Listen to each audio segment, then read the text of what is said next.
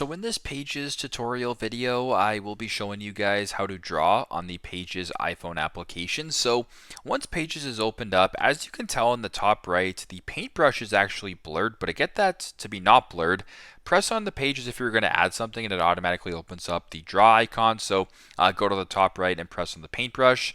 Once you guys are here, there's a bunch of different options you guys can go ahead and do.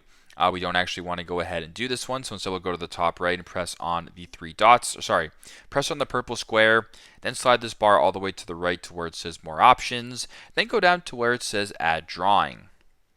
So once you're here, you can go ahead and add a drawing, so you can go ahead and play with the drawings, whatever you want to do. So if you wanted to make this masterpiece, I'll make that. There you guys go. Wonderful, wonderful. Whatever the case may be. And if all looks good, go to the top left, press on the check mark, and now you've added and you've drawn here in the Pages application. So please disregard the first part. I forgot what I was doing here for a sec, but that's how you guys can draw on the Pages iPhone application. Thanks again for watching, and I hope this video helps.